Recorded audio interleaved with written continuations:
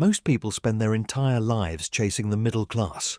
A stable job, a mortgage, a car. They call it success. But what if it was never success at all? What if the middle class was the trap? For most of human history, there were only two kinds of people. Those who owned things, and those who worked for those who did. The rich and the poor. No in between. No safety net. No promise of better. Then something happened that changed everything. After World War II, factories across the Western world were running full speed. They needed workers, millions of them, and for the first time in history, those workers had leverage. Wages rose, unions formed, governments built systems to protect ordinary people. And suddenly, a factory worker could afford a house, a car, send their children to school. The middle class was born. And it genuinely felt like progress. But here is where the story gets uncomfortable. Because underneath all that progress was a foundation most people never examined. The middle class wasn't built on wealth. It was built on the appearance of wealth. And there is a very important difference. Think about the average middle-class household today. The house you live in? Most of it belongs to the bank. You are paying the bank for the privilege of calling it yours. The car in the driveway? Most people are financing it.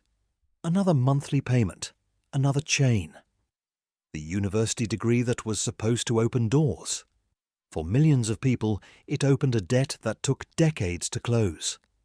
Every single month, a chunk of your salary disappears before you even see it. Tax, national insurance, mortgage interest, car payments, utilities, food. By the time you've paid the system, you might have $300, maybe $400 left. That is not wealth. You earn money, but you don't keep it. The system takes it.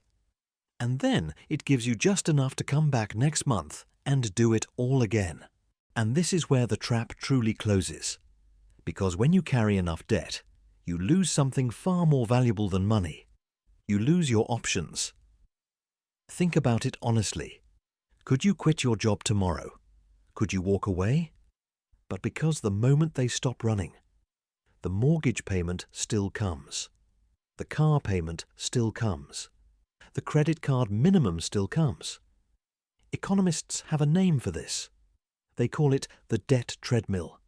And once you are on it, the treadmill sets the pace, not you. The whole thing accelerates. And here is the cruelest part. The treadmill doesn't just steal your money. It steals your time. The average person spends 90,000 hours of their life at work. 90,000 hours. And most of it goes not toward building something they own, but toward servicing debts that were designed to never fully disappear. Now let's look at the numbers, because this isn't just a feeling. This is happening. In 1971, 61% of Americans lived in middle-class households. By 2023, that number had dropped to 50%, half the country. But America isn't alone. Across the United Kingdom, across Europe, across Australia, the same pattern is playing out. The middle class is being squeezed. From above, by rising costs. From below, by stagnating wages. And here is the stat that should stop you cold. Adjusted for inflation, the average worker in 2024 earns less in real terms than their parents earned in 1990. Your parents bought a house on one income, raised children, took holidays, retired with some security. Today, with two incomes, most households are struggling to do the same. The middle class isn't just shrinking. The floor beneath it is disappearing. That question has an answer, and it was written down over 70 years ago. In 1953, a retail analyst named Victor Lebo wrote something that should be read in every economics class in the world.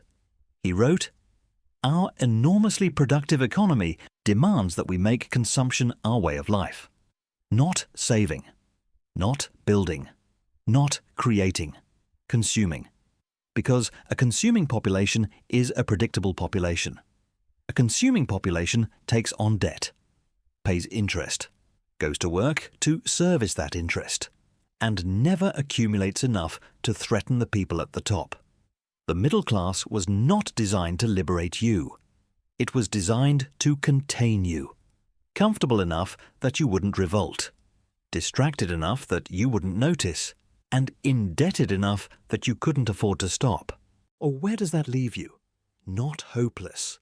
But it means you need to see the game for what it actually is. Because here is what the people who escaped understood.